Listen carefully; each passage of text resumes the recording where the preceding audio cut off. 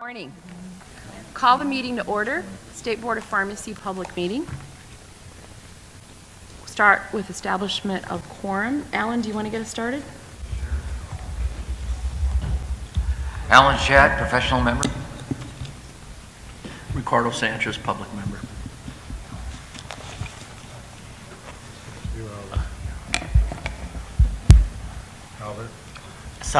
Albert Wong, professional member. Lavonda Butler, professional member. Greg Lippy, public member.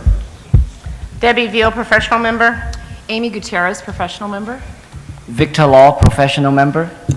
Valerie Munoz, public member. Stan Weiser, professional member. Okay, moving on to item 2, which is public comment on items not on the agenda or agenda items for future meetings. I think we have a couple. Got a lot, yes. Good morning. Morning. How are you today? I'm good. How are you doing today? Good. I'm Morgan McLeod. I'm with Roadrunner Veterinary Compounding Pharmacy based out of Phoenix, Arizona. And I just have a request for veterinary exemption statement to read. And if you have questions when I'm finished, I can answer them as best I can. On January 4th, my colleague Jeremy Schmidt addressed the Compounding Enforcement and Regulation Committee regarding the recent adoption of new BUD dating and testing for compounding medication and the need for the veterinary community to be exempted from 1735.2. Method suitability tests and container closure integrity tests normally associated with sterile products are now mandated for non-sterile products if BUD dating extension is to occur. Additionally, stability studies in the same paragraph can be interpreted differently. Using stability indicating methods, a common process used in manufacturing, could add as much as $20,000 to the BUD analysis and would significantly raise costs to pet owners, of which most have no insurance, dramatically reducing patient care. Because of the differences in how veterinary medicine is practiced when compared to their human counterparts, that committee agreed to add the topic to their agenda for discussion at the next full meeting. I'm here to reiterate to this group the importance of such an exemption for the and to ensure the board is aware of the impact of compounded medications within the veterinary community. We all know when you take your pet to see the veterinarian, one expects the practitioner to have the appropriate medication for the required treatment. Because of the wide range of different kinds of patients seen on a daily basis and the unavailability of select drugs and strengths, these treatments often come from compounded office stock and have for many years. The newly required testing could add as much as $30,000 annually per medication. Such costs would drive the price of compounded medications for pets up far beyond what most pet owners can afford to pay, leaving many pets to go untreated. Additionally, new regulations requiring a justification for why a practitioner has chosen a compound over a commercial product seems counterintuitive. Further mandates for prescriptions for office stock to indicate the number of patients the order is likely to serve and the quantities expected to administer in clinic, as well as the average volume dispensed for 120-hour supply, are illogical within the typical veterinary practice. We ask that veterinary medications be exempted from these added requirements because the medical needs of animals are met differently than those of humans.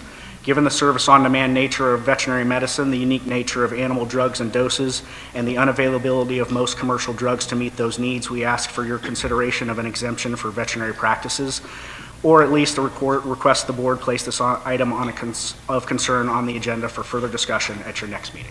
Thank you. Thank you. I believe we've asked for this item to be on the agenda for the April 18th Enforcement and Compounding Committee. Correct, yes. And I'm just kind of here we just want to make sure that you're aware of some of the differences and stuff. And we are going to have veterinarians at the April meeting as well to give you some more information on that as well. Okay, thank you. Thank you. Good morning. Good morning. Hi, my name is Rebecca Trotsky, and I'm a doctor at LACUSC in the emergency room. And I'm coming to give you an update about some of the work we're doing on the Narcan distribution. Unless you've been living under a rock, you know that opioid abuse is an issue in our community, and it especially affects our ER population. So we've been doing a lot of work trying to get Narcan available to our most vulnerable patients, which tend to live in Skid Row, have homelessness, mental health issues, and all of the related consequences of drug abuse. one of the challenges I initially encountered was my patients coming back to me telling me that they were unable to get Narcan in the pharmacy. And then Just to clarify, Narcan is naloxone? Naloxone. For the public members. So the public members. So this is the antidote when somebody has an overdose to an opiate problem. So basically, it's a life-saving medication, and it's something that I think all of us who've been doing a lot of work in the community on this issue are advocating for. And recently, we passed a law saying that Narcan can be made available without a prescription to our pharmacies. Pharmacies can furnish it to our patients. So in my world, I've been doing a lot of provider education, trying to get providers to prescribe it and to talk about it with their patients who are at risk. But I was really surprised when my patients were telling me that they were unable to get Narcan in the community pharmacies. And I kind of turned to my medical student and was like, is this a problem? What's going on? And we started making phone calls to our community pharmacies and to our chain pharmacies. And we were really surprised to learn that there was a lot of lack of information at the pharmacy level, at the actual door level, that my patients see. And we did some surveys and we found that only 2% of independent pharmacies knew about the law, and about 33% of chain pharmacies knew about the law. And what was challenging was very few of them actually had on-stock Narcan. So when my very high-risk patient walked in the door asking for Narcan, they were told that they had to wait or come back the next day for the pharmacy to order it. So it had been a really big barrier, and I think we've all done so much work and had so much hope for this law passing and really changing the lives of some of our patients and our community members. And I guess I wanted to just provide feedback that it's a great law. I really appreciate it. It's done a lot of help for us, but we have a lot more work to go. And I guess I was both heartened and disheartened at the same time that there's just a lack of awareness at the door level with our pharmacies and our pharmacists. And I'm asking you guys to kind of work with us to figure out some ways that we can make sure the pharmacists who are at those front lines, are the boots on the ground in our community, really know what's going on and are able to provide Narcan to our patients. Amy, can you refer this back to the Communication and Public Ed Committee? Because I know we've actually talked about, how we get the message out to the pharmacies and how we kind of get the pharmacists engaged. When's the next meeting? Victor, in a couple of our meetings, and maybe we can for our plans of the past and see if there's something more we can do. Yeah, the next meeting of the Public Ed Committee, I believe, is in mid-April, around the 27th. But give me a second here. I'll see if I can. Is it going to be here or Sacramento? Oh, it's in March? Is it Sacramento or? March. We moved. Oh, that's right. You just. Can't we put something on the website? March 23rd. Is it there. here or in Sacramento? Okay, Sacramento. If possible, if you could come to that meeting and provide an overview, go over some of your study results. Yes. And hopefully we can do the Communication Public Ed Committee focuses on outreach to pharmacists and to the public on ways to bridge that gap.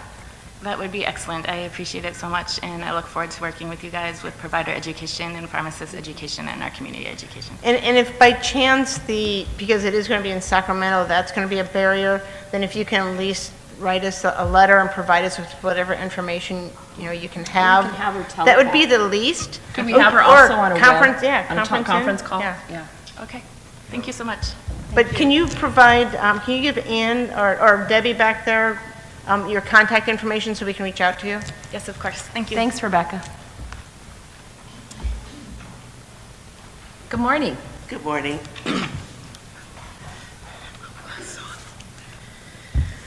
My name is Stephanie Johnson, and I am here on behalf of the 90,000 workers of SEIU UHW, including more than 2,400 technologists.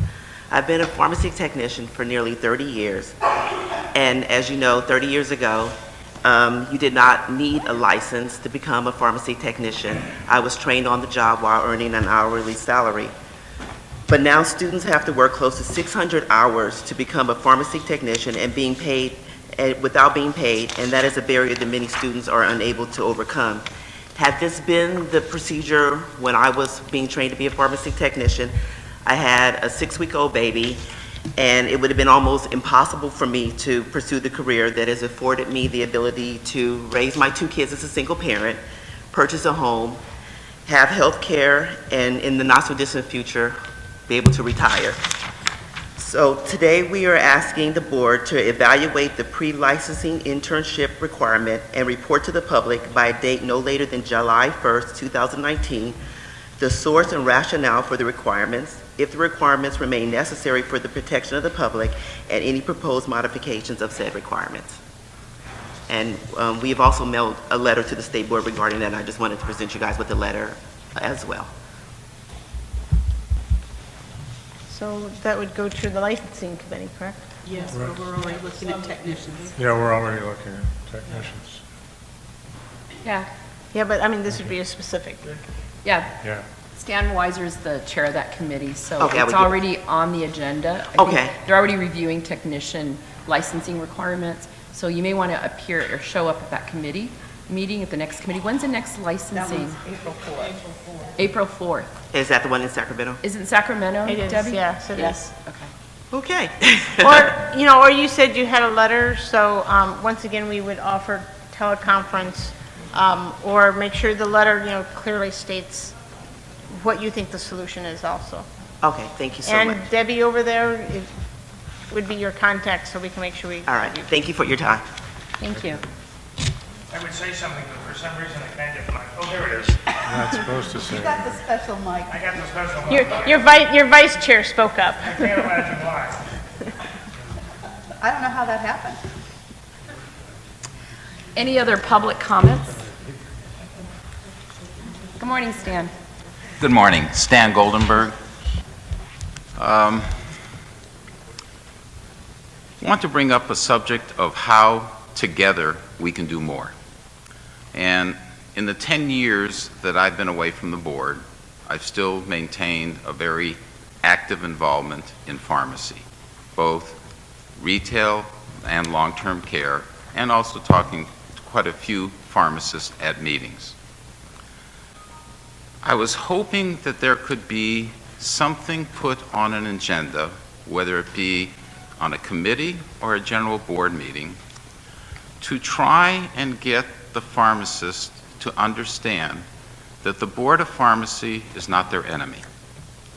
That together, the practitioners and the board can accomplish more than they can separately.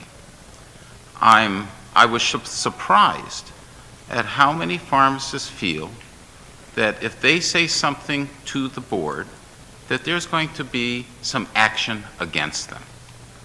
And I know that that is not the case. And I try to explain that to them. But the eyes and ears of the board could be every pharmacist in California. Ideas to create better care for patients can come from everywhere.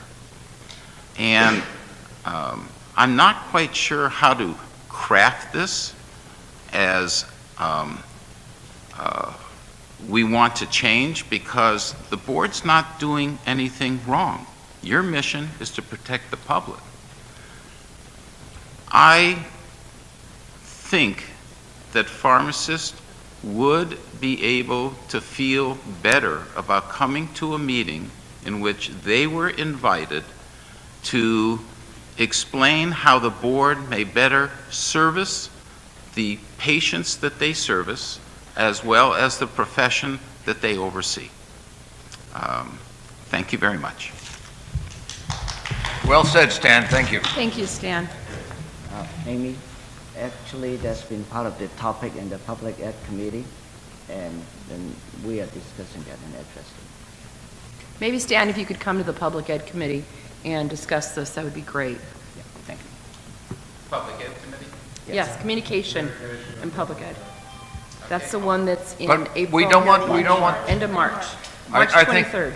I think this is an important point, and I don't want it to get diluted in committee. So I want to make sure that this is carried forward and communicated to all pharmacists. We promise we'll bring it back to the full board. Yeah, I think we really can't talk about it because it's not agendized, but it may be a good topic for a future meeting, to have a discussion on outreach and connection with pharmacists, their licensees. And also, that's the reason why we have the board meeting at different locations, to make it easily accessible to the public so you guys could attend, rather than going to Sacramento all the time. And we've been trying to do that, Amy, right? Yeah. All right, any other public comments? Otherwise, we'll go on to item 3, which is approval of the October 27th. We'll start out with the October 26th to 27 board meeting minutes. Move approval. Move approval, Stan. Silently. We gotta get his microphone working. Second by Greg. I'll try to project my voice. Any public comment? All in favor? Aye.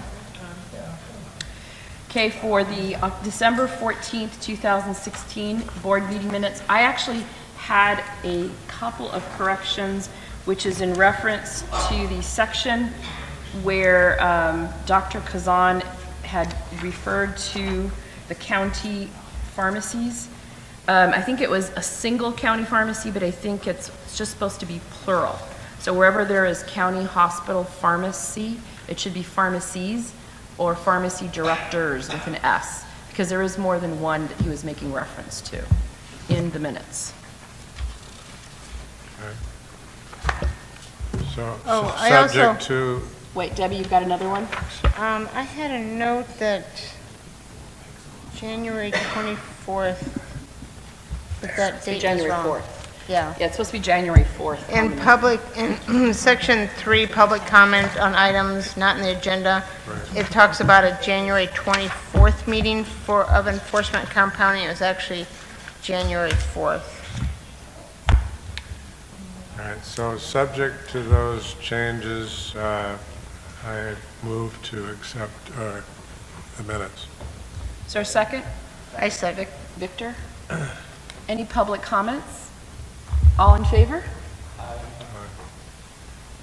Okay, minutes approved. Moving on to item 4, recognition of pharmacists licensed in California for 50 years. So do I have a portable mic over there somewhere? Okay, so over here?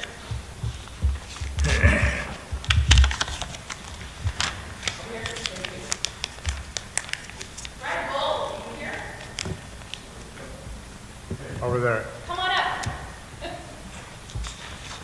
Just do this, just hold it up? All right. Good morning. Good morning, Fred. How are you? Come on over here. So you are devoted a number of years with retail, medical, building. Oh, let's go turn this way so we can see you on the webcast. Do you have any family here with you? My wife. Oh, have her come up. Come on up. Hi. What's your name? Eileen. Hi, Eileen. Nice to meet you as well. So you have been working in a number of retail and medical buildings. Can you tell us a little bit about your background and also where you went to school? I went to the USC School of Pharmacy. And my alma mater, by the way. Right. Fight on. Yes. And I've worked in a number of medical building situations and we've handled countless numbers of problems regarding patient therapy and trying to be a strong advocate for taking their medications properly.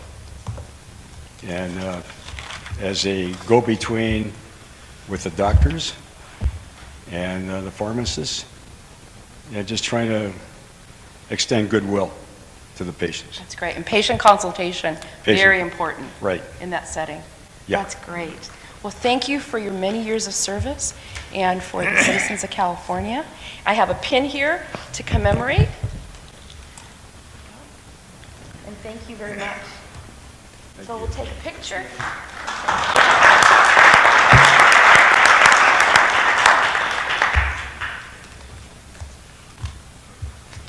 Thanks so much. Thanks for coming. Thomas Pierce.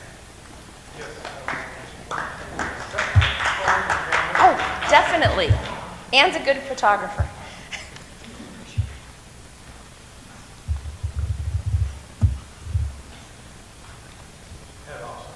Oh, it's okay.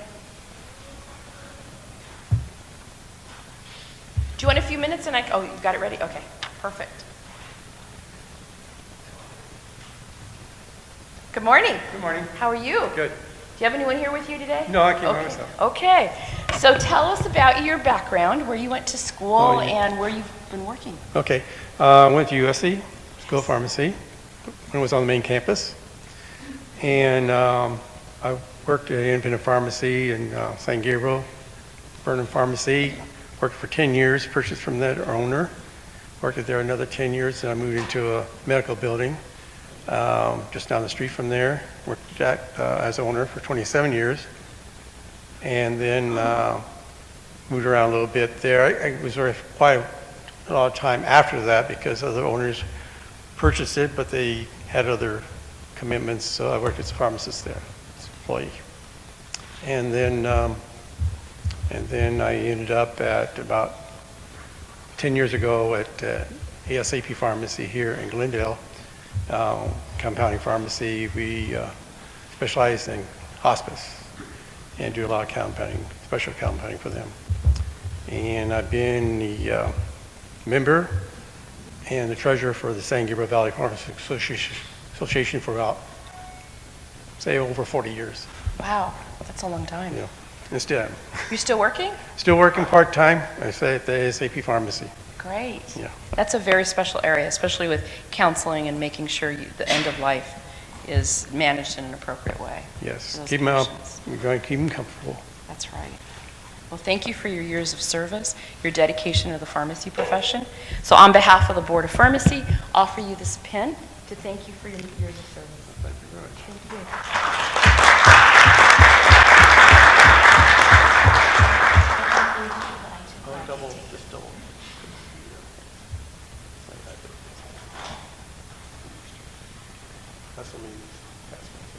Use technology.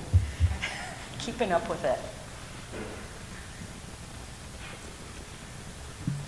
Actually, Amy, Tom has been the cornerstone of the San Gabriel Valley chapter of CPHA for so many years. All the people come and go, but Tom has been there to support the profession for all these years, and he really dedicated himself to the profession.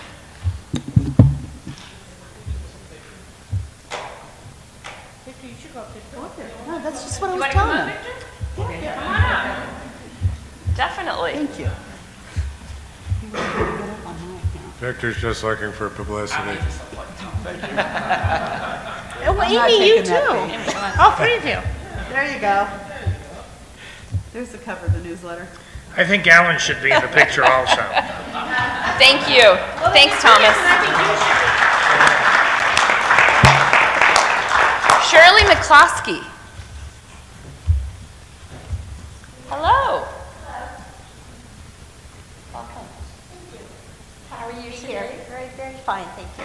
So you tell us about yourself, where you went to school, what your experience has been. Well, I went to the University of the Pacific some time ago. I've attended their 50th reunion, which was actually, turn it off. So most of my practice has been hospital-based. I've been fortunate to work for some large hospital systems that are progressive and dedicated to quality and safety. And in those roles, I've probably done it all, you know, the ICU pharmacist, the clinical rounds, writing protocols for parenteral nutrition and kinetics and poison control, med safety officer. I've just had an exciting career, changed my focus about every 8 years to learn about another facet of pharmacy. So it's been very, very exciting.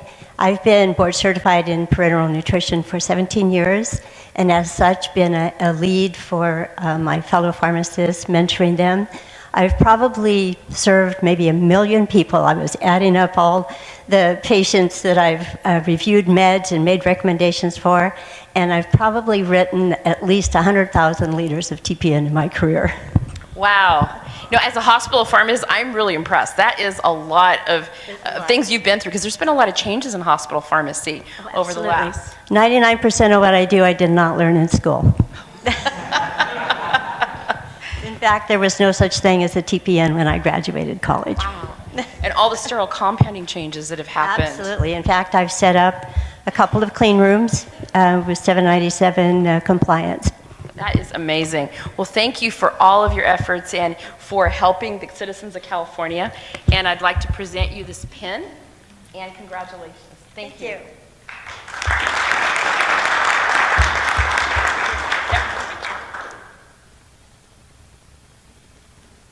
Thank you, Shirley.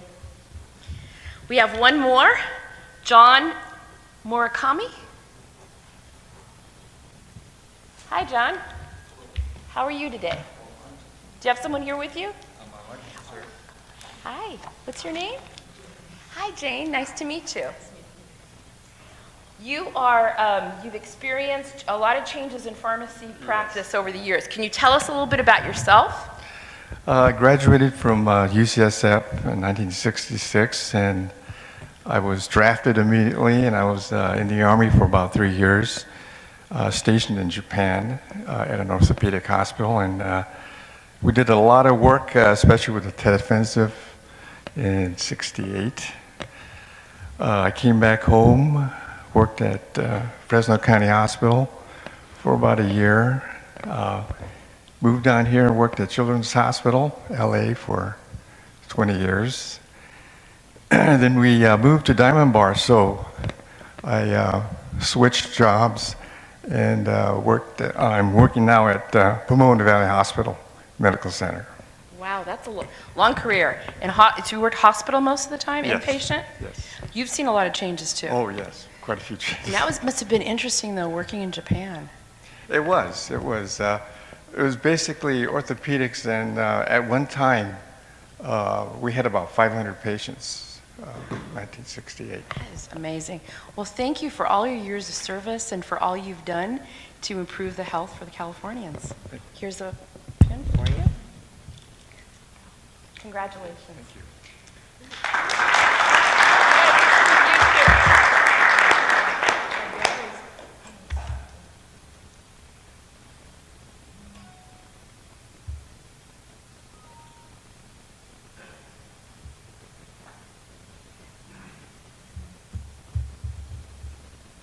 Thank you. We went with you as well.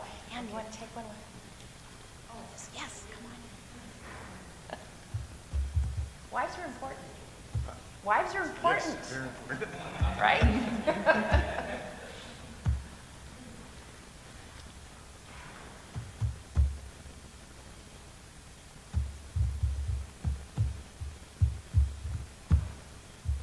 Thank you very much. Thank you. Sean.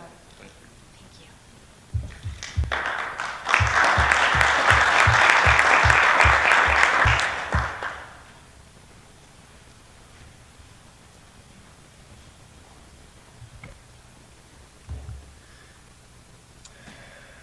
All right, update from the Department of Consumer Affairs. I think we have someone here. Yeah, right here we have Shelly. Shelly, welcome.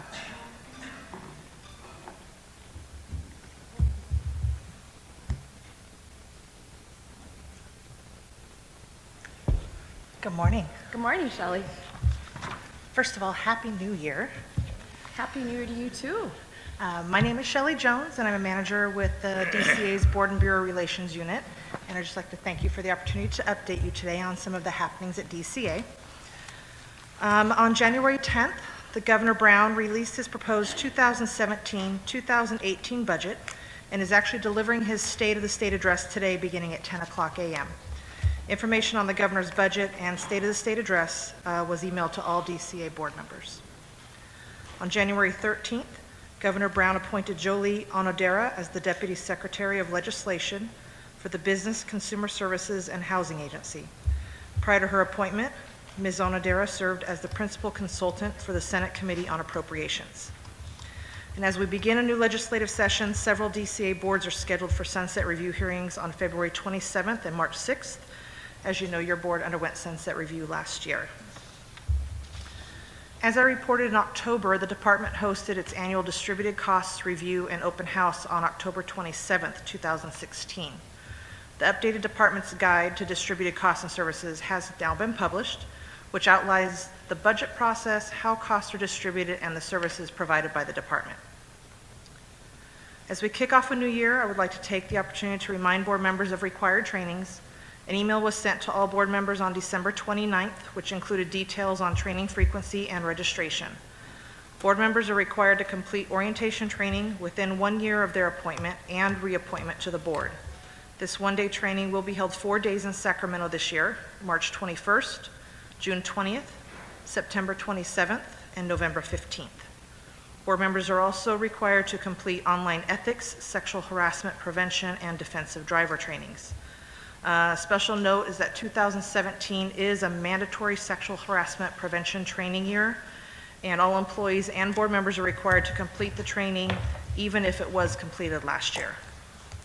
And you can contact our office if you have any questions or need assistance. DCA's Office of Professional Examination Services, also known by its acronym of OPES, performs all aspects of the examination validation process, including occupational analyses, examination development, test scoring, and statistical analyses, and audits to DCA's regulatory entities. OPES has completed its estimate for an occupational analysis for pharmacy technicians, as well as a linkage study to accept an additional national exam pursuant to SB 952, which was chaptered during the last legislative cycle. That estimate has been provided to your staff. And finally, the department's annual report is now available on the DCA website. In it, each program, including the Pharmacy Board, notes its major accomplishments for the 2015-16 fiscal year, as well as new laws or regulations. It also includes licensing and enforcement summaries, staff information, and more. That concludes my update. Thank you. Shelly, I just have a question. I know that the board's been very interested in the past on the pro rata that the board is providing the department. We'd like to continue the investigation into reviewing to see if we can somehow get more details on what's happening with the pro rata that we're providing. Okay, and I can see what I can do to get a meeting scheduled with you guys with the budget office if you'd like to have your questions answered. Great, thank you. You're welcome. Any board member comments? Public comment? Thank you, Shelly. Thanks for coming. Executive Officers Report. Ginny. Oh, boy. Your turn. Okay. Here, let's get you on the mic. I was going to let you have it. We're going to have a water problem there. There you Okay, here we go. All right, my report is relatively brief. One of the things that are agendized for this meeting is to discuss the ability of the board to submit comments on 2 draft FDA guidances, and then to provide time if the board wishes to discuss on 3 final guidances in the area. The FDA indicated some time ago that it was going to be pushing out a number of guidance documents, either in draft or in final form. They have done that. Now federally there is a block or I guess a stop on promulgating new regulations until the new administration gets in and gets settled. So I think anything that's out there right now that's a draft may be sitting there for a little bit of a time. So in the packet are 2 draft guidances, both of them deal with nuclear pharmacy, compounding, and repackaging, one in an outsourcing environment, one in a pharmacy environment. They basically restate existing requirements that go on between the outsourcing world and the pharmacy world. The principal criteria there is if you're outsourcing, you can do non-patient specific compounding without worry of having a prescription present that's patient specific. You have to do you have to do your compounding pursuant to CGMPs, and you have to be subject to FDA random inspections. If you are a pharmacy and doing compounding, you have to have a prescription in hand before you compound, or if you're doing anticipatory compounding, you are not to release that prescription until you actually have a patient-specific in hand. And they have basically taken the requirements that exist in the sterile compounding world and they have matched them over to the nuclear world as well. I think it's a very specialized area. I'm not sure whether anything we would say at this point would change anything. I don't know whether or not the board's interested in submitting comments. I provided details of the 2 guidance documents in the committee packet. I'm willing to walk through the specifics because I'm prepared to do that if the board's interested. But in the interest of time and focus, I think that at this point, my recommendation is that we do not provide comments at this time on these requirements. The most important distinction we got is that several times over the last 6 months, we've had discussions with nuclear pharmacies about whether or not they were actually compounding or doing sterile compounding or not. It's pretty clear the FDA is calling it sterile compounding. So I just have a question because in the board packet, you actually indicate that the staff recommended support for the outsourcing, but the individual pharmacy, you didn't make that same comment.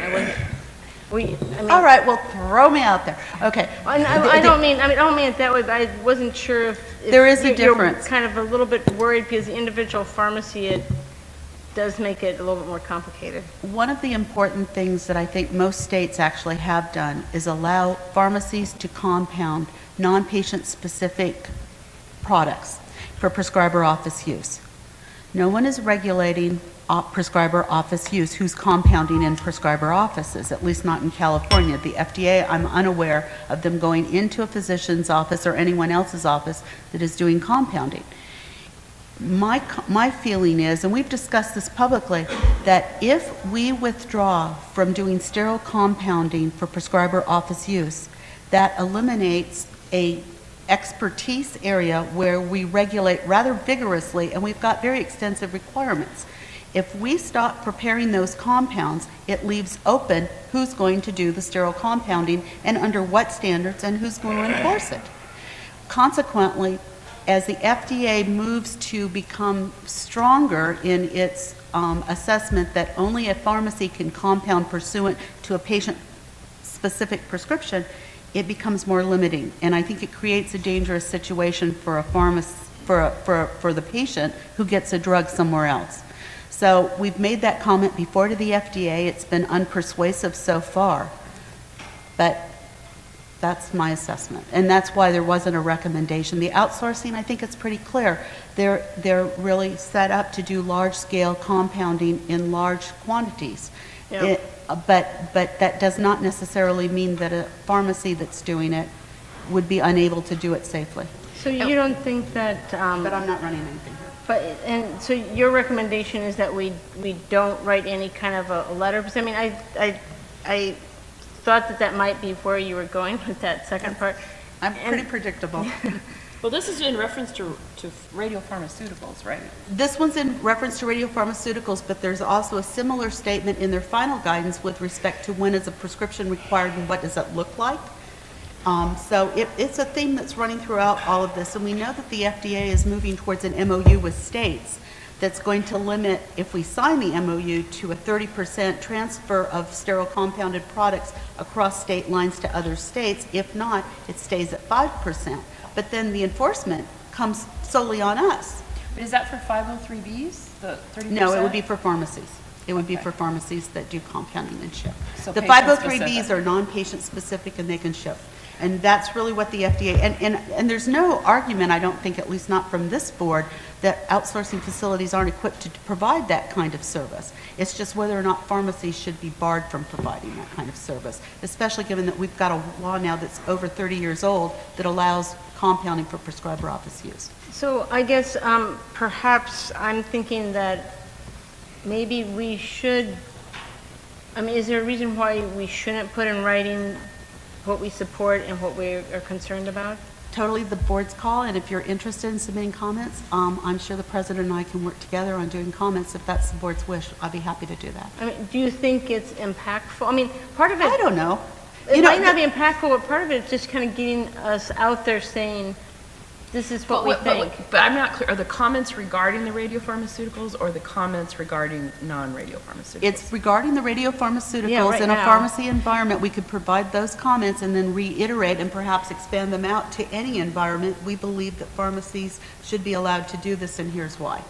Because with radiopharmaceuticals, I think that's a little different, because I don't think prescribers are going to be making, at least I don't think, making them in their offices. It's more the others that Well, they've been authorized and we're going to to talk do it. about it at the enforcement committee, because we are concerned about what type of compounding is going on in physician offices. But you feel strongly we should... Well, I just think that because these documents have come up, that the time is now for us to, support and to put a letter out there. I mean, one for each We to can draft support one. and We can draft one. So I guess my motion would be that for the executive officer and president to write letters of, in the case of the outsourcing, a letter of support, and then in the case of the pharmacies, a letter outlining our concerns. I'd second that. Thank you, Stan. My pleasure, thank you. And my Any microphone public works. comment regarding the motion? We're not sharing a mic this time. All in favor? Oh, wait, sorry. I'm sorry, Alan, go ahead. I didn't see your hand.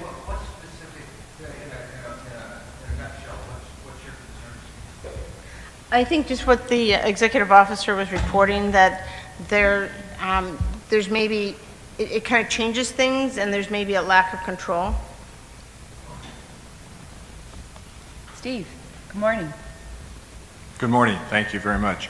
I would like to support the motion and also mention something else. First of all, I think that the executive officer has identified that we're in kind of a different situation now at the federal level. And it is really unclear how these guidances now apply to the recent prohibition on new regulations, the moratorium and so forth. It kind of leaves all the pharmacies and states in limbo.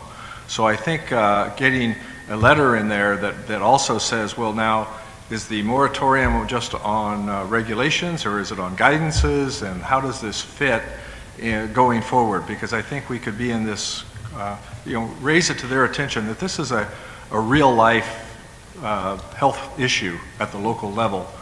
And we agree with the idea that, that patients deserve the expertise of pharmacists.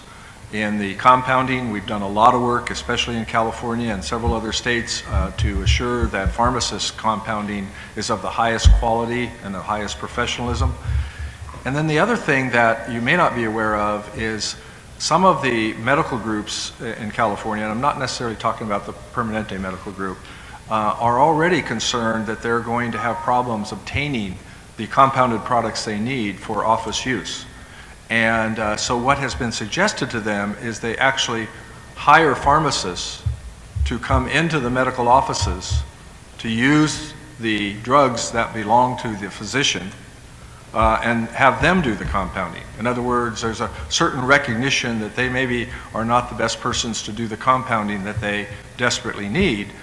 And I would like to make sure that the board doesn't say anything or do anything that discourages that, because if the issue is really to get the expertise, the pharmacist expertise available to the patients for the drugs that are compounded that are used to treat them, then we shouldn't put a barrier to having the pharmacists come into the medical offices and use the drugs in that environment and encourage the medical offices to have the proper environment for compounding and to do that. So I think that's just one thing I just want you to be aware of.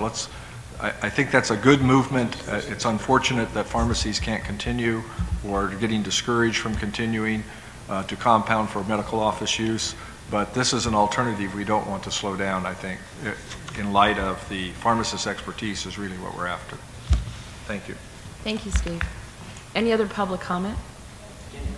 Actually, how many of these nuclear compounding pharmacies are there?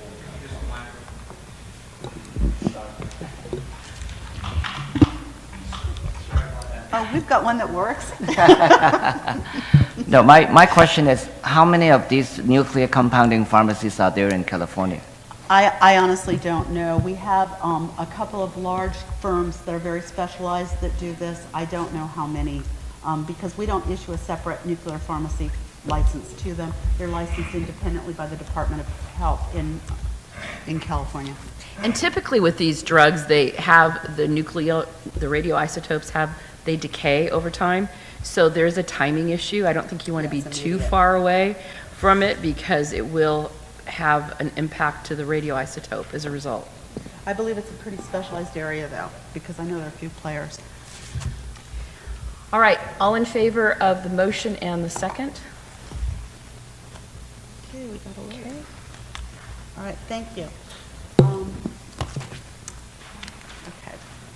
One moment, I just lost my place. So Jenny, I do want to thank you for the detailed you. information you provided in our packet around those Oh, two it was things. super fun reading them, and I reread them just recently to make sure I was You prepared. become our FDA expert. I'm not sure I want that mantle. Can I take it off? Actually, I like working with the FDA, to tell you the truth. And just really quick, on the FDA, is there any update? I know that we've talked about the FDA regs about the 1 mile radius on the sterile compounding. There hasn't been an update to that, other than we submitted comments, I made them orally at a meeting, and I am very fortunate in that the FDA will take my calls usually, so I can usually express what is of concern to the board. Or as we do inspections, we talk a lot to the FDA. And we need to closely track that just because of our regs on the centralized hospital. It's a big issue for everything, but particularly for the centralized hospital, it completely eviscerates the requirements there. Thanks, Jimmy.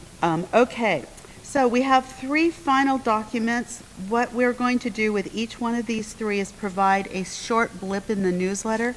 Of particular interest is the reporting of the drugs that the outsourcing facilities have compounded. There's a format that that the FDA has released in how they want the data reported to them. We're going to tap in and use that same data for our purposes. We'll accept it as opposed to requiring them to put it in a different form, which right now we're taking it however we get it.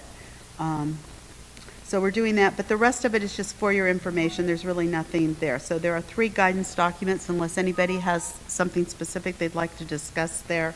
The FDA's policy with respect to the difference between patient-specific compounding and outsourcing compounding, you can get that by reading document B1, which talks about the value of prescription requirements under 503A of the FDA Food, Drug, and Cosmetic Act.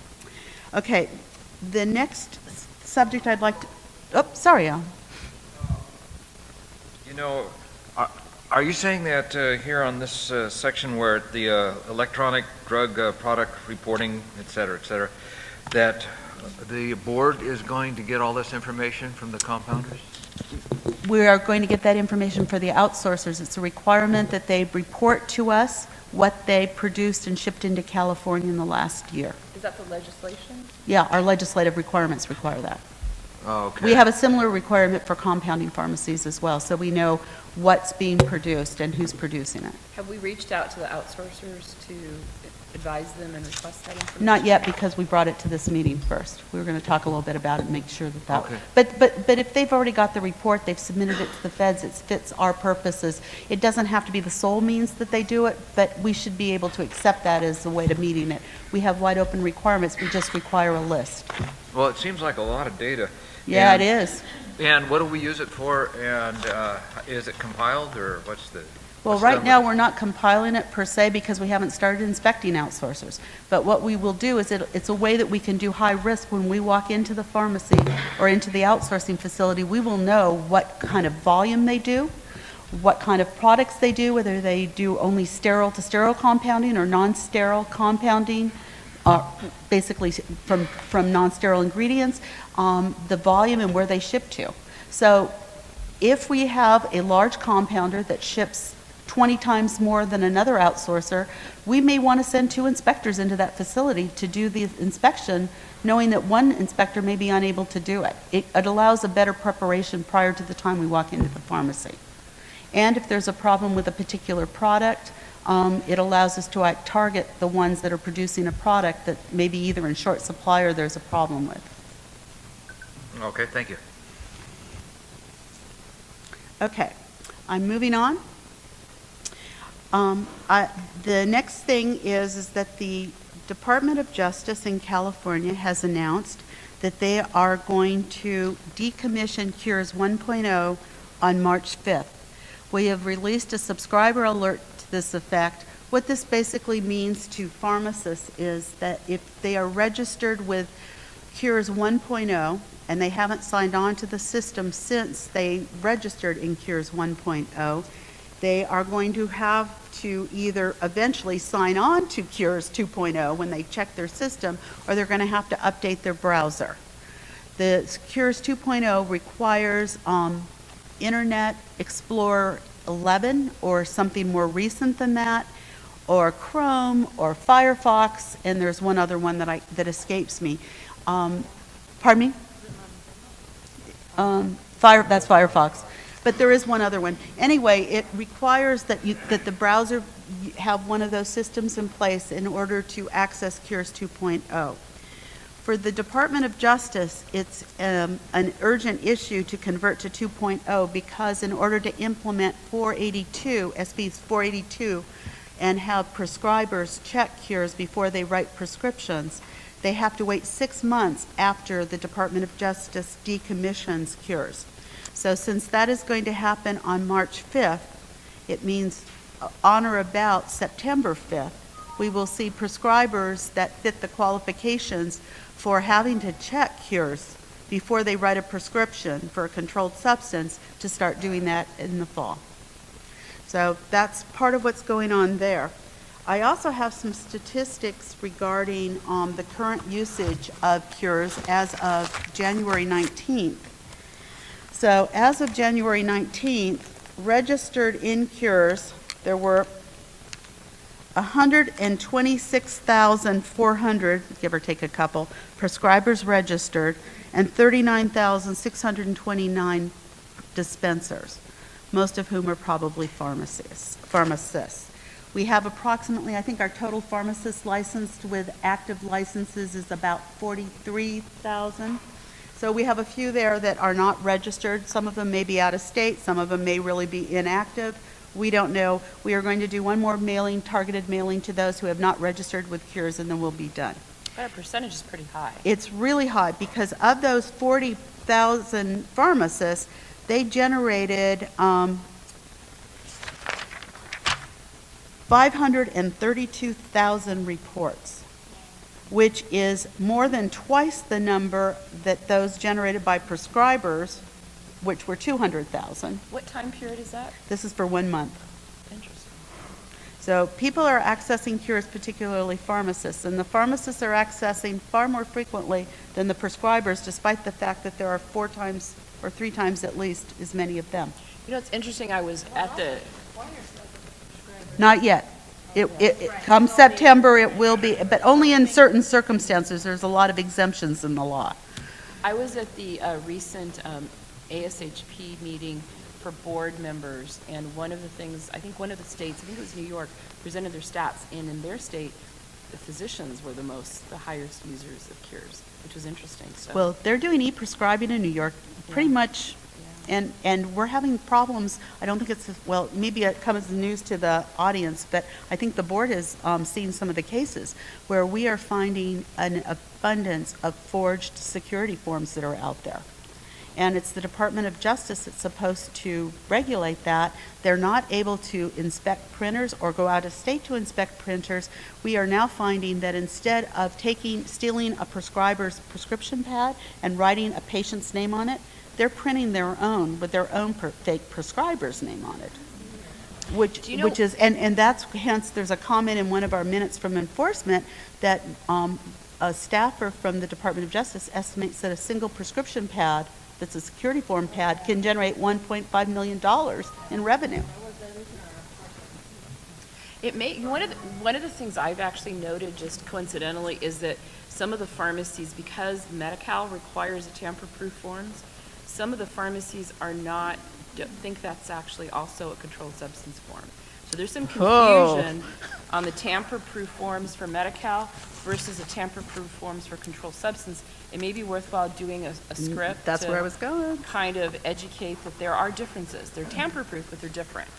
Yeah, no, when Medi-Cal put in that requirement, we made certain that our requirements, and we work with public health to make, or healthcare services, to make sure that the security form was the same form that they could use, so that there wouldn't be people carrying 6 different forms with them in order to prescribe things. So it's maybe time for a revisit on that. That's particularly given what you just stated, that we're seeing an increase. But it's pretty amazing what New York's been able to do with respect to that e-prescribing and how it has substantially decreased the number of falsified prescriptions, at least that they're able to detect. They have found an issue, though, in New York, and I think it's something to keep in mind for the emergency rooms. They are having an issue because if you are in an emergency room and your doctor e-prescribes to a pharmacy that's closed or that doesn't have it, it's very difficult. That a lot of times it's better to give the patient something they can shop around themselves to see what's convenient for them. Well, and there'd still be a need, I think, for a paper security form, but let the Department of Justice go back to reissuing those things because there won't be that many of them. We go through 52 million controlled substances prescriptions in California every year. 52 million. That's a lot of stuff.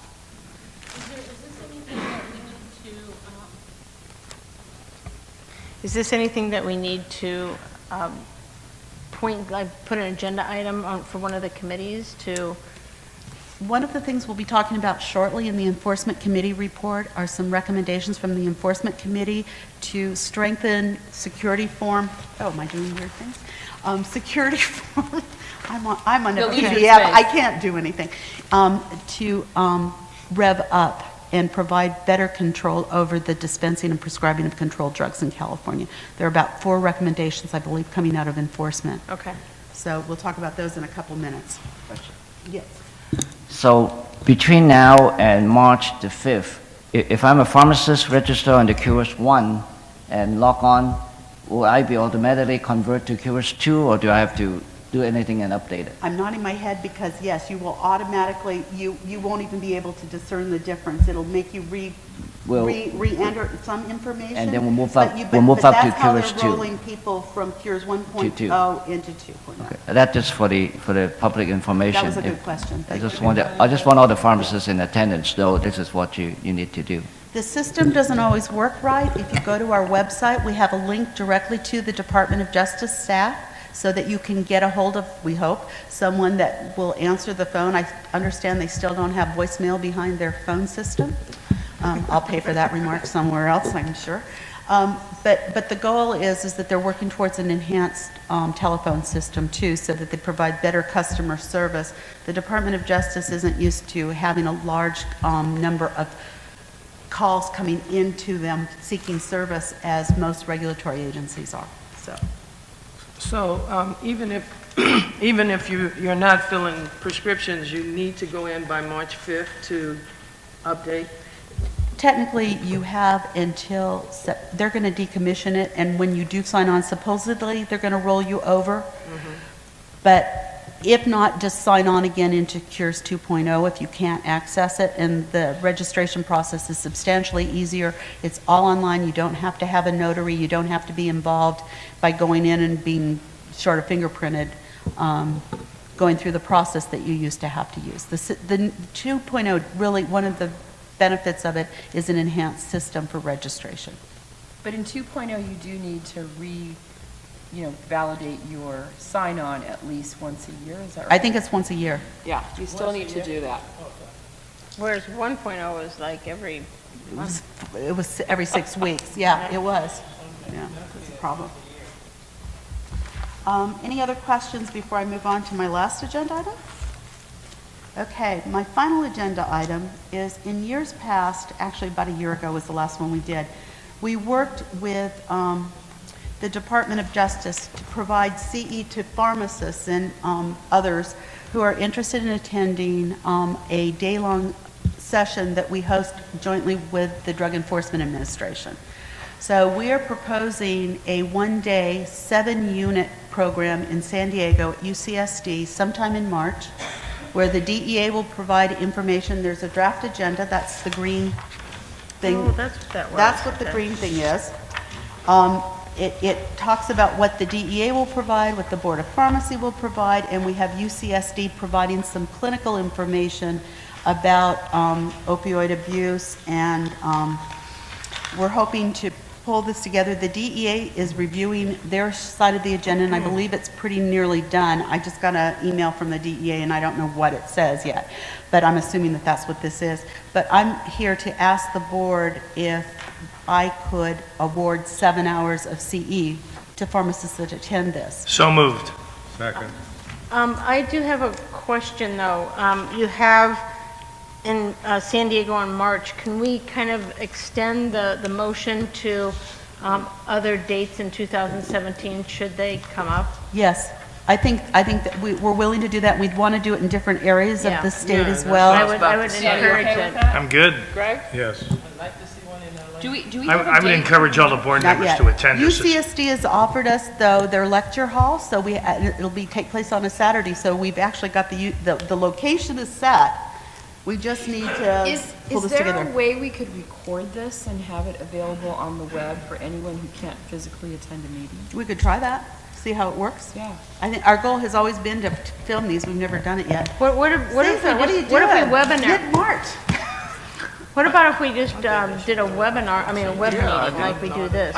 We could do that as well. I mean, we probably couldn't offer CE if you're doing it via the web, but if. The information is still there. Yeah. And one thing we do is, one of the terms of probation sometimes is to require people to take specific training if they've had controlled substances violations, to take specific CE in controlled substance administration, record keeping, things along that line. This would allow us to have something we could point to have them take, and that way the board is providing it as opposed to someone that may not share our philosophy on what's important. Except in that situation, I'd want that in person, right? Yeah. Well, but that's another option though that would be available that some, we don't know who's gonna watch it. Could we kind of encourage, San Diego in March and Los Angeles? Yes, I'm I- thinking As we Northern can. California. I'd like to see it throughout California. Yeah. It's Northern California, Northern Sacramento, California, and too. Bay Area. So before if we go into that, it's the in-person, as we move into virtual training and such, is it really necessary to have so many in-person type of training? Yeah. If we could videotape it and have it available that others can watch it, we may get more people to see it without as many resources. No, I'd like to see it have a little more on-site. Yeah. I mean, I think I'm all for virtual, but I think then that gets into it. It might be a little bit Not more the same. complicated as far as making sure people are paying attention. I mean, especially for using. But you don't give them CE. You basically, it's just the information we want to get But across. also, we were talking about using it for as part of a discipline. And we don't have to, it's just one I option. think it's a where- great idea, and it shows that we're trying to work with them, but I think then if we're going down that road, maybe not in 2017, but at some point in the future, it would be good to have it, like we all have, trainings online, if we could do that. I don't know how complicated that is. I'm not an IT person. Webinar interactive. Back to my earlier remark, I would encourage all the board members to try to find a time to attend either this one or if there's one in a location that's more convenient, because it is very informative. It is. And it gives you a sense about the challenges out there and the interest out there. I'm sure that the last one that I went to, the room was full. Yeah. The amount of Oh, interest, well attended. the amount of interest in the profession of pharmacy is really quite significant, and that's something that we ought to see. Can I also ask, when we do these, could we have a focus as well on hospitals? Given the fact that the DEA has come down hard on not only Mass General, there was one up in Northern California recently that got a multi-million-dollar settlement. Could we have a focus on how, and at the ASHP meeting I was at, there was another hospital that came up and said the DEA just walked in with their badges and said, here we are. Yeah. So it would be informative to at least have a little bit of the focus on hospitals as well.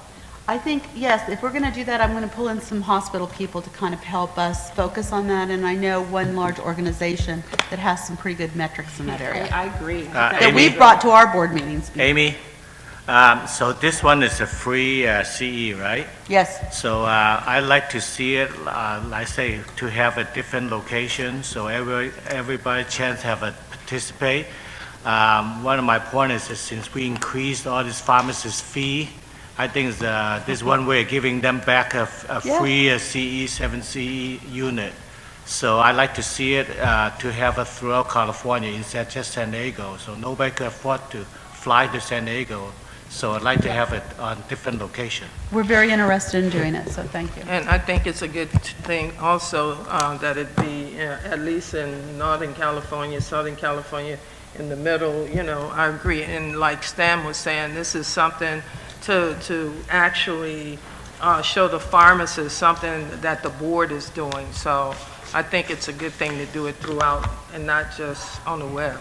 Well, I think if we're going to enforce it, we ought to educate to it. Yeah. Agreed. Well, actually, we have done that in the past. We have done it in San Fernando Valley. We have done it in San Gabriel Oh, we've before, done it all over and the in state. Downey. So Right. it's And we've been very fortunate in that the DEA has been interested in doing this with us, because it also takes them away from what they're doing, and it shows a partnership, because they've also got a piece of it. Anyone that's read the papers lately, so. Any public comment?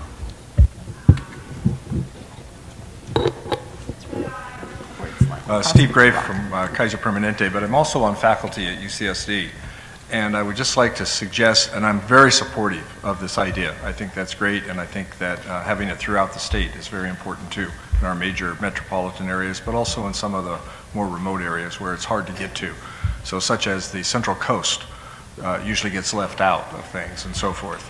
But my concern is two things. First of all, I don't know whether or not you plan to have this on a weekday or a weekend. Weekend. And second, parking is a major problem at UCSD. Major problem. And so even whether, and this is still during the school year, there's still a full complement of students, everything. So if you're going to continue to think of UCSD as a venue, I would suggest you strongly have someone explain and the parking situation to you, and also to, when you publicize it, to make sure that everyone knows what the parking situation is, because the general feeling, especially in the San Diego areas, you know, unless you're a student there, unless you've got business there, you just don't go there because the parking is so bad. Well, you can. You just have to be prepared to pay your ticket. Yeah. Exactly. Oh, or have your car towed. Right. Is it possible for us to webcast these? Well, that's actually what I Well, asked. that's kind of what I was looking at Rather than Cesar for. recording. Yeah. We'll see how this goes. Yeah, I mean, that's Let's see right. what I happens asked if for we it do to it be- the first time. Yeah, you I did. asked for it to be webcast. Yeah, you did. So let's see what happens, because once we have the tape, we have the tape. Yeah, let's see. Okay, Okay, so we do we have a vote? motion and we have a second. All in favor? Thank you all. All That right. concludes my report. Thank you, Jenny. Thank you. Lots going on. Moving to item 7, discussion and consideration of the proposed regulation to add Title 16 California Code of Regulations, Section 1715.65, related to inventory reconciliation report of controlled substances. So we have been at the July 2016 board meeting, the board approved proposed text. The 45-day comment period ended on October 31st. At the December board meeting, the board approved a modified text and opened it up for another 15-day comment. That now ended on January 7th. The board received several comments during the 15-day comment period, which are attached in your packet. I'm just thinking of reviewing some of these. There seems to be some confusion, and I've talked to Jenny and Ann about this regulation, that it may not be entirely clear, that there could be a better use of words. There could be included comments on describing what a perpetual inventory system is, that to lessen the confusion, could we take this back and have the enforcement committee review it again, have staff work on the language, bring it back, and then bring it back to the board? How does that sound to the board members? So moved. All right. Public comment. So so with that, then we would basically table what we have, revamp it. and Start then- it. Yeah, it's just It's really It's confusing. inconsistent. It Yeah. bounces. We've had too many iterations of it, I think. Yes. And we need to define also, I think, better what we require a pharmacy to do for pharmacy stock versus what we require a pharmacy to do for remote inventory that is automated dispensing cabinets, because that's a very different oversight. And then what does a loss mean? Does a loss mean a tablet's lost or a half tablet's lost? Well, and then I All think, of like that. you said, the perpetual inventory too, because I think a lot of pharmacies have perpetual inventory, and then if you have a report, it doesn't necessarily kick out a report. Yeah. No, I just think we need to Yeah. be very I think that's a clear good on suggestion. the expectations so that all the licensees are clear. Any Yeah, you don't need any to public do it. comment? All in You don't need to favor? do it. I think you're going to get. Oh, sorry, I'm sorry. Public comment. Still want to do it once a year, Good morning. a physical. Morning, Art Whitney with Pacific West Pharmacy. That's already law. I just briefly read through, and I don't know if those are final regulations, but So you don't need to change I don't know if they take in consideration, for instance, we have a long-term care pharmacy, and we do millions of doses of Schedule II drugs. And I think this is be cumbersome in the way the accountability is. It's not fathomable. You have to understand, we do 1 million doses in maybe 3 months. If you lost 1 tablet, what's the percentage of that? Or 2 tablets, or 3 tablets? Or how many get dusted in the bottle of 1,000? It would be hard to manage a program like that. Or I'm not sure if you're going to want all the reports that we'd be sending in on a routine basis. So that's my comment. Thank you. And I would think in a long-term care, everything's automated, right? I mean, you'd have... You have a perpetual system. No, what do you mean by automation? So you know, like, what pills went into what containers and where they went. So you usually have, here's the problem we have in our particular pharmacies, having a problem right now with this. So you have your inventory coming in from Cardinal, or whatever you're doing, and does that match the inventory that's going through your QS1 or your pharmacy management system? And these are individual prescriptions of 30 or 60 tablets or 90 tablets at a time. And during the course of a day, say you're servicing 4,000 patients, you'll have prescriptions that are active, then you'll have prescriptions that become inactive by the time the prescription arrives at the facility. Does that make sense? Yep. Yeah, okay, so that card comes back. Now somebody's going to have to manage that card. This is 24/7. This isn't between the hours of 8 and 5. It's between the hours of 6 a.m. and 6 a.m. But you're accounting for that all within You're trying to account for it, yes, but under what I read in these regs is that, you're off a tablet or two, you got to file a report, plan of correction. The plan of correction is going to be the same over and over and over again, and we're going to send you a report every day. I mean, we're doing a daily count, and we may find 30 tablets off out of 300,000. Now how many of those got dusted, or how many were destroyed, fell on the floor, or whatever? If you're a mom and pop pharmacy and you're dispensing 500 tablets a month, easy. But if you're in a, and the other issue with all this is, we're regulated to provide antibiotics and pain medication to a facility within 4 hours. Okay? I mean, everybody understands that, right? Title 22? Yep. That's our requirement. So now we're going to add another layer of, we got to make sure that we're accounting for everything. It just adds more confusion to it, I think. I mean, if there was an electronic way of doing it, it'd be great. There isn't. Not that I know of, anyway. So I think it's a burden. And I'm not sure you're going to get your bang for your buck. That's the other issue, too. One of the things, though, that I do think I need to say is that our law requires you to report any controlled substances loss, which would be as low as 1 pill. And in a place where you're moving the volume that you are, I'm not sure how you handle that kind of requirement that exists already in existing law. Do you want to report every day? Not especially. Well, but, I can do that if that's what the law is. Well, the law requires that any loss be identified of a controlled substance be reported to the board. And it's been it's been a requirement ever since I've been with the board, which is approaching now way too long. Let's say 25 years. And so I don't know, one, how you were never really asked whether or not you have drug losses, and if not, whether you do. This is something I think the board needs to take in consideration, though, because he was very articulate about what that kind of account would do to his business. Right. So this is one of the aspects when you place a requirement on an entity, the other side of it. Well, can we put like, it has to be reported when it reaches a certain level? Well, That's what the DEA does. They say a substantial loss or a significant loss, but our law requires individual counts, and it looks officious, but the benefit of it is it shows that you've actually counted every day, so you know you're monitoring your inventory. Well, he says they are counting daily. We currently are counting every day because we did detect that there was an issue. We don't know if it's a issue with the managing pharmacy data program or the inventory side. It's not that we think there's diversion. We're 100% sure there's no diversion. It's just making those two numbers coincide. And so, I mean, this the whole idea, if you're running inventory, you're doing electronically, you've got inventory going out through a management system, you got inventory coming in from a Cardinal system. So if the Cardinal system comes in at 8 o'clock, what happens at 9 o'clock? See, there's no constant way of keeping that inventory. It fluctuates, got it. Yeah, it fluctuates.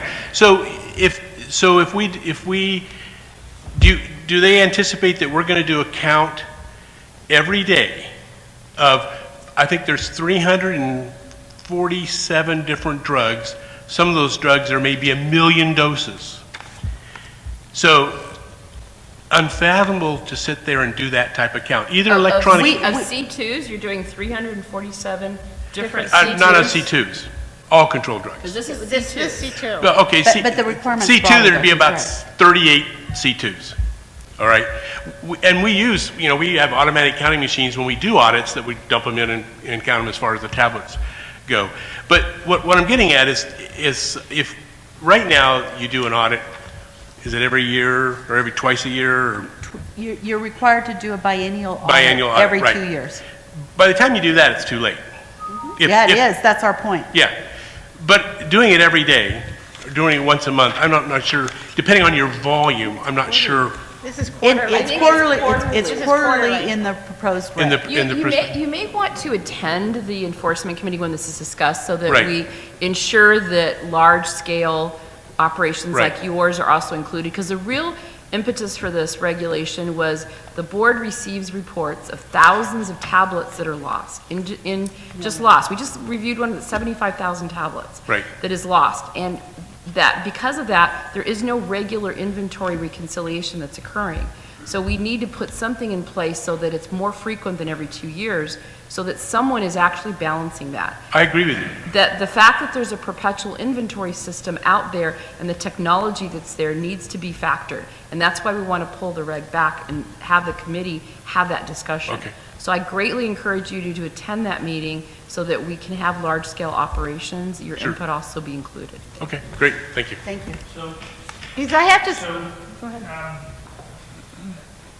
Jenny, you mentioned that the federal law significant loss. Yes. And whatever significant loss is. It's because you're, thank you. And Greg, in the accounting world, Yes. when an audit is done, what is that word they use? It's not of significant, or it's not of... Material. Say it again? Material. Material. And so, I mean, it seems to me that in other areas, and even other regulatory agencies over the same concern, are flexible by the use of material or the use of significant, rather than each tablet being significant. Yeah, that's what I was saying. If you wait till it gets to a certain level, And meaning then a it becomes material material. level. I mean, but we would have to Right. define it and give it a very structured definition. And in that is where part of the reason that we have any loss versus significant, which is on the federal level. When you had your pharmacies, one of your stores probably had substantially higher volume than another. Right. What's significant to one would be insignificant to the other. And to spread that across 7,000 pharmacies is virtually impossible to apply it where the clarity you need in order to know, well, do I have to report this or not? So. Well, but a percentage. Yeah, I mean, percentage we would all work, know, yeah. we all know what our Then you volume count is. it. Huh? If you've got a percentage, you've already counted it. What we're talking about, whether or not you actually have to count versus the fact that you've lost. Are you stating, Stan, that maybe we should consider percentage looking loss. at modifying our regs so that it's a significant loss consistent with the DEA rather than any loss? Or a material loss. I Yeah, mean, significant is a and stronger define word than material. and define material. And define material, but you're doing 1 million tablets over a relatively short period of time. So if you say a material loss is, let's say, 5%, then, you're within reality, I think. And we're not, once again, regulating a profession that has been... Stan, I think I'm glad this is going back to the enforcement, and I appreciate you speaking, and I appreciate all the information we got about this reg change. But I do have to tell you, 5% of a million is 50,000 tablets, and so that kind of makes me nervous. So it sounds like small numbers, and I know it's all relative and blah, blah, blah, but, there's a drug problem, there's a diversion problem too, and we can't, we got to be really careful. Pick the percent that gives you comfort. The one pill is overregulation. 10 pills is overregulations. I don't know what the number is. I think we give it back to enforcement. But find a percentage that's reasonable and acceptable. I think you've got a point there, Stan. Is all this going in the minutes? Because I thank you for that, Al. Because that's like the first time you said he's reasonable, right? Well, I've got a lot of adjectives. However, at this time, we'll get that in the minutes. I do, because every pharmacy is out of compliance. Everybody's lost a tablet, is out there, and all the controlled substances. Gee whiz. I mean, we're living in a little pretend world with that law. So it should be, so to have some sense of rationality about it, we should look into this. And so. No, I agree. We just need to be careful and methodic about it, because we do have a drug diversion problem. And I remember when I worked in the pharmacy and you dropped that one Ritalin and you'd be like, what do I do? Is it a loss? Or, what do I do with it? So, I mean, your point's taken, but I think let's give it to the enforcement committee to... And I, like you, have the pleasure of being on the enforcement committee. But as long as we have the board here, we have people in our audience. I'm not on the enforcement committee, no. Okay, well, I'm on the enforcement committee. Yeah. It always seems like you're there, Debbie. But she's there in spirit. I'm her representative. I'm her liaison. But the issue is here at a board meeting, and it's good to at least discuss it so that the people in the audience, the practitioners of the profession, realize that that there is a concern around the table, and they do have a valid point, and it is something the committee ought to look further into. So is that a motion, Stan? That would be a motion. No, I thought we already made a motion. We have one. We have one. We have one to kick it back. Okay, withdraw. Right, but I think he raised another issue, though. He's not talking about. Okay, let's vote on that, and then we'll go back to yours. I don't think that we should be giving direct. I mean, let's have the enforcement committee sort through all the issues. I think that's what his motion is going to be, right. Is to discuss not only the inventory reg, but what actually considered a material loss of reporting. I think that's his motion, which is okay, which different. I would have assumed would have been part of the other one, but that's no, because we don't describe that here. Okay, any other public comment? So I think you want to be really clear about the motion, because I just heard a little bit of confusion. Are there two parts to the motion? No, so there's going to be one motion that we're sending the rec back to the enforcement to. Then Stan's going to have a second motion. Then they're anticipating a second motion. Excellent, thank you. Steve Gay from Kaiser Permanente. I'm in favor of it going back. We're in favor of it going back for reconsideration. It was accurately reported there is confusion out there about several different aspects of the current wording.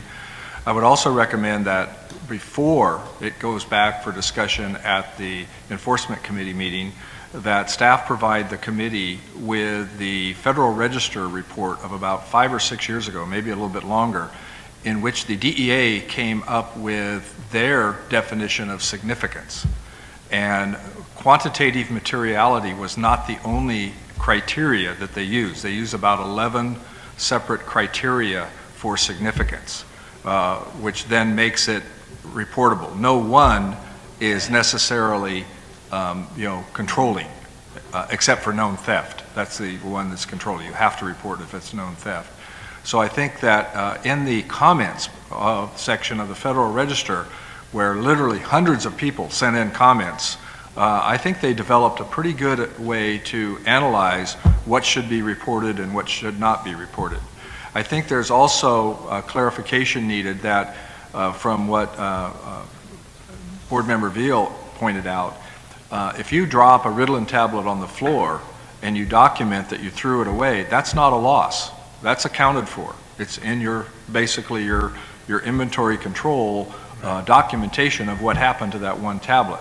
So there's confusion about what is maybe destroyed or what is maybe truly lost versus what is dispensed or returned and so forth. So that education part needs to be a part of what you come back with so that we don't get this. And there's a difference between how often you count, how often you reconcile versus when do you have to report. And I think what you're talking about is if you have a situation where, you know, we count it once a month or once a day or whatever your policy is, and you come up with a few tablets lost, at some point that becomes a repetitive significance, and then it requires reporting. But it doesn't mean you necessarily have to report every single time you come up with missing 1 or 2 tablets. So I would encourage that, because we've been down this road. We have discussed this over and over again for the past 20 years about the reporting every loss, and there's just confusion on what's a loss, what's significant, and I think materiality in terms of number is only one aspect of significance. Thank you. That's okay. Thank Thank you. you. Any other public comment? Amy? Let's do Yeah, it. I have a comment. Yeah, Albert. I have heard that on the DEA inspection, they waste a lot of time. They not emphasize on, I mean, if they discover somebody diverting the drug, they spend more time on it, I think that's okay. But when they know for a fact that the pharmacy is not diverting, they spend lots and lots of time on tedious question.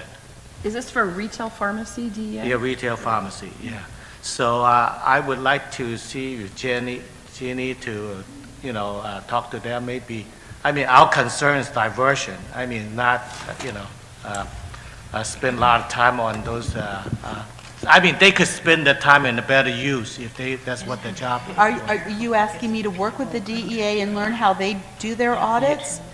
They have different ways of doing audits. Yeah, I know, and but it's not unusual that we have different counts when we do an audit versus when they do one. But what I'm saying is that they seem like they're wasting a lot of time working on the pharmacy that's not diverting instead of Well, maybe, but that's their call. Like, sometimes you just check. I mean, I don't know why they investigate who they do. Yeah. But we generally are, because we have pharmacists that are actually doing the audits and they generally do not, our folks take in things like the return to stock and other items that they don't take into the inventory. So our losses usually are substantially less than what the DEA identifies, in part because we're more refined about what they know where to look in the pharmacy for drugs. But part of our ongoing efforts is to work with other agencies, and so it wouldn't be unusual that we would work with the DEA on drug losses. Maybe get a little detail how they operate and what they emphasize, but because to me that seems like they're wasting a lot of time on very unnecessary. Okay. I mean, they could spend the time focusing on the people who's really diverting. That's what I'm saying. Well, sometimes we do go in together with them, and so hopefully there's like a good working relationship, but I'll find a way to convey your concerns. Well, you know, a possibility does exist as long as, you know, we're putting together a course program with them that perhaps, you know, we could take Albert's thought and include it as an agendized item as part of the program. Working together with the DEA so that the board and the DEA can walk in together to see you in your pharmacy?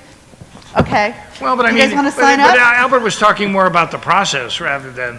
No, part of what that goes on quite regularly, particularly between our inspectors and their investigators, especially when they work in the field. Like we just had a rather violent robbery in the Bay Area earlier I guess it was late last week.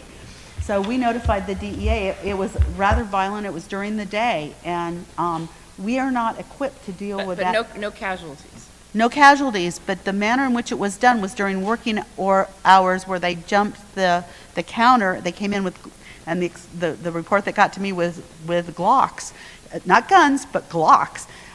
So they're law enforcement, and so they're able to handle things in a different manner than we are. So we're used to, and we have good relationships. Part of our time is spent working with sister agencies in order to provide consumer protection. So this is just an easy spillover for us to work with them on. Okay, so we have got a motion by Stan, a second, and my understanding is this to bring this inventory regulation back to enforcement for refining, work with staff to modify the language to make it clear. Is that right? And maybe develop thresholds. That's part one. That's part one. Okay, So good. let's vote on that, and then we can entertain Okay. another motion. All in favor? Okay, so Stan, you have The another second one would motion. be that, during the discussion about the controlled substance audit reg, that we pursue thresholds of loss. That's not easy to say. And develop them and incorporate them into our controlled. For reporting loss. Thank you. Second by Victor. So I want to be really clear because that particular topic is not on the agenda. So really what you're doing is you're asking the enforcement committee to add something to its agenda to discuss this particular topic. I'm asking the enforcement committee to include it in the review of the audit. He's asking for just to define what loss means. To look. Which is part of the explore that. regulation, does reference loss. And I think Dr. Gray's suggestion of including the information that the FDA, could we make that part of the DEA. Yeah, we'll bring that. Some of it. Can we include that as part of your motion? I don't know if we need it for part of the motion. It's informational. I mean, normally I would be more than happy to include it, but we would expect the information from staff. Yeah, we'll do it. I'm sorry, Debbie. I consider myself directed. Okay, any public comment on this agenda, on this motion? It's not part of the motion then.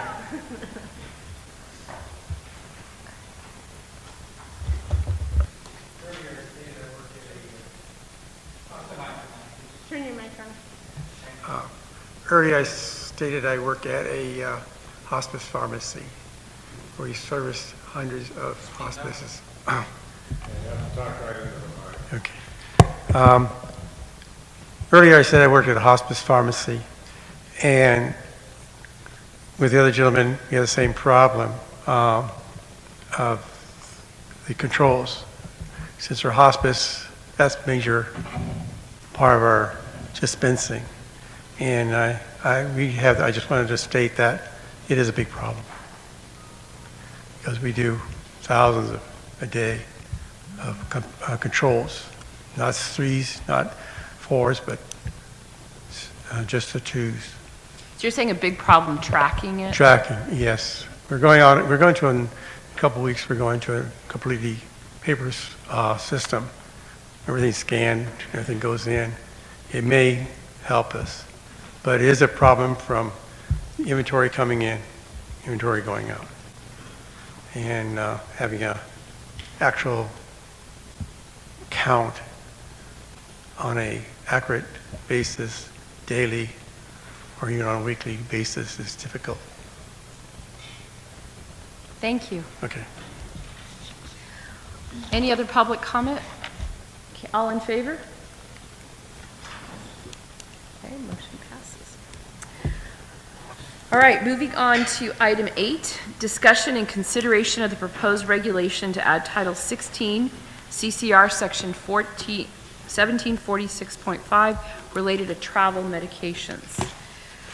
We had actually taken this, the board had approved this regulation, and Laura, maybe you can give us a little background. Apparently it went to OAL. OAL identified some problems. Yes. So,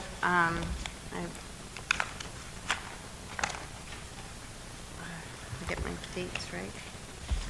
So, OAL disapproved this regulation in December. They specifically, the biggest concern that they had was one that we had set a deadline for reporting of 30 days in this regulation, and they identified an inconsistency in that our vaccination regulation had a 14-day turnaround time of reporting, and since travel medicines actually frequently include vaccinations, there was an inconsistency in the timeline that the person would have to report, and that was the biggest discrepancy in the reg. They also identified a couple other small items, and if you look at the agenda item, at the very back of agenda item, it's number 8, and it's regarding the travel meds. Roman numeral 8, that is. So you'll see that they asked the question about what the certificate program was. So as a result, we were proposing, staff is proposing to change that just back to training in order to make it match the statute. Similarly, under the training requirement under C2, you see stricken. Wait a minute. In what's attached here, it says completion of immunization. They took out, This is a staff recommended text. So they said instead of certificate, put in training. I didn't. Yeah, go scroll farther, and it's further on. The very last 2 pages of that agenda item, and I'm sorry, I don't have I printed my version. Yeah, so I could it's write entitled Staff Recommended Modified Text, 1746.5. Signed by Eric Paddington, Partington. Right behind so the document signed by Mr. Partington, that's the OAL attorney that reviewed it, and that's the notice of disapproval that contains I think there were 4 items that he identified that required correction. Okay. So the staff took that information and came up with the staff recommended modified text. Right. That's on the agenda. Right. And then I'm just going to give you a quick heads up. We also sent the text that you have in front of you to Mr. Partington, and we got some feedback back just yesterday morning, so I'm going to share that in a moment as well. So this is the board recommended modified text? Correct. We're going to make modifications. Modifications, not a modified. Okay. So this should be, staff recommended modified text should be the heading, and then right following that is some actual text. Right. Okay. So Laura, Is this one the of the, second modified text? you have to go all the way to the it's end. at the very end. If you're on your computer, it's page 16. So in terms 17. of the training, when we talk about the travel medicine's body of knowledge for the practice of travel medicine, hereby incorporated by reference, it makes reference to 2012. If that gets updated, do we need to modify this regulation again? Yes. Yep. So there's no way of getting around that? No. And that's consistent with what we did previously, and actually that particular edit where it says hereby incorporated by reference, that's one that actually your executive officer would have been able to make without coming back to the board, but there were other more substantive comments that we had to deal with, so. So what do you need from us, Laura? So I would like to, if I may explain, I think we need a motion to approve the modified language, but I'd also like to walk you through a couple other things that he raised that you may want to take action on. And if you wish, I know the board sometimes likes to see the language. I suppose another option would be we could try and well, let's hear what the changes are. How substantial are the changes? Yeah. Okay, so the first change to address the notice of disapproval is in C1, and that's changing the word certificate to the word training. So in the staff recommended modified text, you see strike out certificate, add training. I think what we're looking for is, because we have that in front of us, what is it that he added? Yesterday. Oh, okay, sure. So yesterday, he made recommendations. He is recommending that we move in A1, current A1, he's recommending that you move the word recognized from, right now you see that it is in, it says both self-diagnosable and recognized as self-treatable. Right. He's recommending recognized be moved in front of self-diagnosable, so that it says basically. That's fine. Okay. That seems like a grammar thing, okay? It's actually not, because it means that CDC is recognizing it as a self-diagnosable. It's who's doing the recognizing. Okay. So it's a subtle change, but I think it's a valuable one. Subtle is an understatement.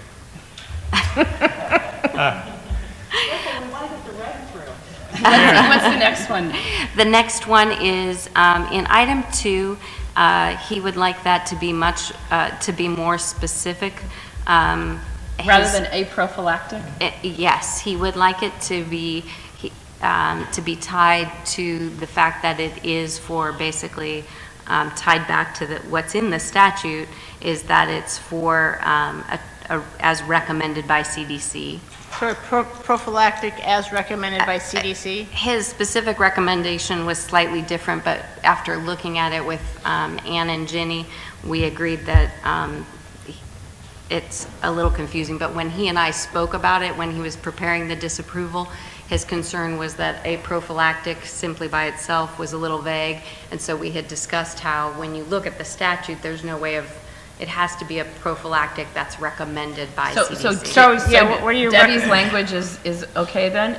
A prophylactic as recognized by CDC? Well, we'll tie it back to this. Is that good, though?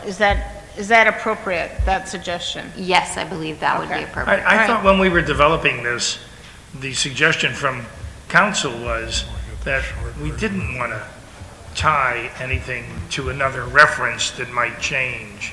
Did I recall that correctly? That's a question I asked about this travel medicine. That was, but we're going to have to change it anyway, because like Amy just asked, if the reference changes, we have to. Right. So we have to. There's no way around that. Okay.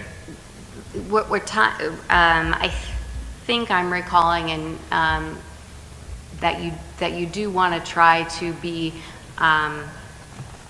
referencing back to the statute that's authorizing it. Given that the attorney who's helping us with this particular regulation is recommending it, that's why I'm presenting it here. Because we had a lot of opportunities to refer to CDC regs and recommendations, and we were told that wasn't a good area to journey into. Guess that's changed now. We just need to move this travel reg done. So were there other changes that they recommended?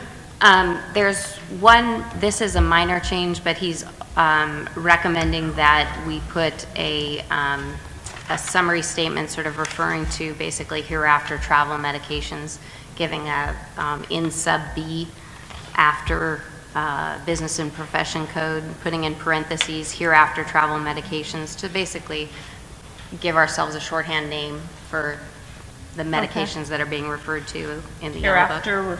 Hereafter subsection. Hereafter travel medications. Referred to as travel medications. Okay.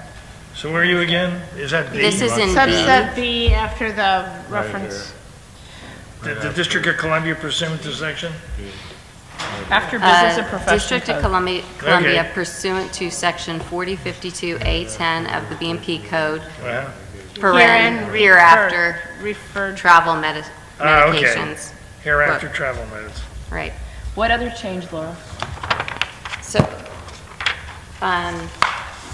in subdivision F, the language that says and/or, he recommends that say or because that's what the statute says. Take out and? Take out the word and, okay. yes. Okay. And in sub G, he's recommending that we consider you see where we have written record, and this is probably the one that we'll need your feedback on the most. Right now, the pharmacist is required to create a patient medication record and maintain it. And then the pharmacist has to provide the patient, and we propose changing that to written record. His question about that was whether or not those are the same document. Is the patient medication record that the pharmacist would create for their own use similar to or the same of the written record that the pharmacist would provide to the patient? Can we change that to say written documentation to keep it a little bit more open? That way, because they may have a pre-printed form they can use or something that's not the record. Did he recommend a way to word that? His question was not why isn't it the patient medication record that you're giving, but the concern that I don't know because I'm not a pharmacist who practices in this area is whether or not the patient medication record would include what we've specified following the word written record, which is fully documents the clinical assessment and travel medication plan. So would a patient medication record document the clinical assessment and travel medication plan? Maybe not. But what we want them to do is to provide clinical assessment and travel medication plan in writing. Is that what we're trying to say? Yes. There must be a better way of doing that rather than referring it to it as a record or a progress note. Can't we just say the pharmacist shall provide the patient in writing the documentation of clinical assessment and travel medication plan? A written clinical assessment and travel medication plan. Yeah, 'cause that's what we're trying to say, right? Yes. So A written? I think the key that I want to make sure I understand is that it is not necessarily the same thing as the patient medication record. Right. We want to draw a distinction between the record that the pharmacist keeps for the pharmacy's purposes and the record that you're handing to the patient after they've consulted. And we with may the get pharmacist. public comment from someone who does travel medicine, who may have some input on that. But I would think as long as they give it to them in writing in whatever format, that should be. So how do we want to reword this? So staff had originally proposed written record, but a pharmacist shall provide the patient with A written documentation of the clinical assessment and travel. Written document, I think. A written document's fine. So can I make a motion? Yeah, wait, let's make sure she gets all her changes. Okay, I thought this was the last sentence. Was that the last one, Laura? The only other one that he made was to recommend that we revert to some language in subdivision G, where we have currently securely stored in a physical or electronic manner, to use the language that we have in other regulations, which is in an automated data processing or manual record mode. My preference is that keep the language that you have, because I think it's clearer, and that as we revise those other regulations, we'll update those. But if that automated data processing or manual record mode is some specific pharmacist lingo or term of art that I don't know, then by all means, I think you can accept that suggestion. Yeah, I like what we have. I think we should keep it as is. Yeah. Okay. So is that the last recommendation? There were other ones that were typos, so I won't go over those. Debbie, you have a motion? I do. I would like to adopt the staff, let me make sure I say this correctly. The staff recommended modified text with the changes discussed as recommended by our council. And this, let's see, staff modified text is what we're talking about as of today. Travel medicine. Right. Travel medicine, he said. For travel medicine. 1746.5. Additionally, should no negative comments be received, delegate to the executive officer the authority to make technical or non-substantive changes as may be required by the Office of Administrative Law of the Department of Consumer Affairs to complete the rulemaking file. Second. Okay, motion by Debbie, second by Greg. Any public comments? Oh, Alan, did you?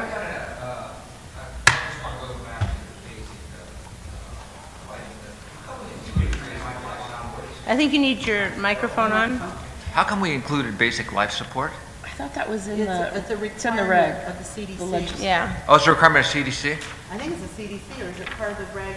Well, I thought it's part of immunization. Because sometimes I think they actually vaccinate right there. So we have. Oh, that's okay, okay. Immunization requires basic life Yeah, support. if you, in order to get your immunization, you have to have basic life support. If you're dead, it doesn't work. And also one minor clarification, even though we deleted the line that says the example will be provided on the board's website, that doesn't prevent us from providing the example on the board's website of the written record that the pharmacist will have to provide. It's just that if it doesn't have to be in the regulation in order for the board to do that. Okay. So the recommendation is to take that out. Correct. But that's in the But that's already in there. proposed text. Right? That's Yep. already, Yeah. I just wanted to explain Yeah. that. Public comment.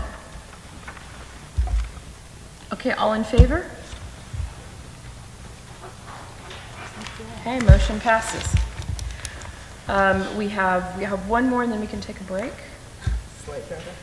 9, discussion and consideration of the proposed regulation to amend Title 16 CCR, Section 1760 related to disciplinary guidelines. And where's Ann? She's our expert on this section.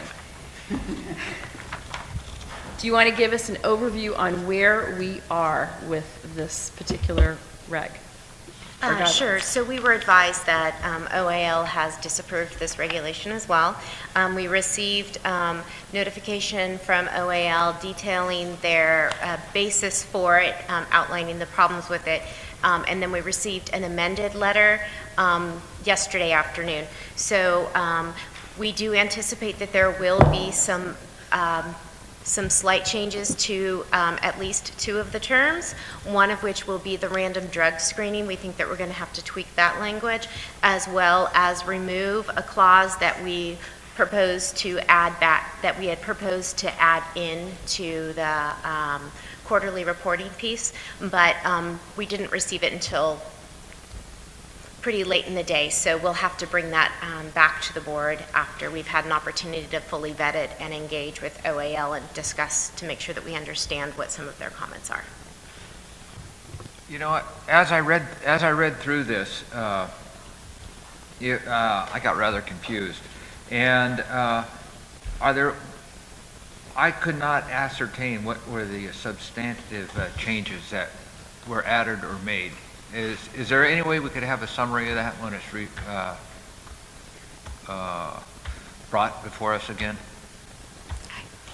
Do you mean the substantive, what is being required to resolve the disapproval? No. I want to know what changes. You know, there was lots of cross-outs. There was lots. I mean, things were crossed out. I was struggling to coordinate the two, the old and the new. So in the next, when we bring it back to the board, we will also include a copy of the initial statement of reasons, which is a summary document that details each change and why we made the change. Okay, perfect. This will be brought back to a future board meeting. Okay, after you've worked it out. Yeah.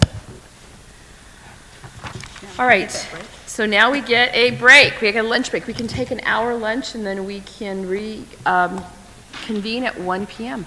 Perfect. Thank you. Thank you. Not anymore. Yes.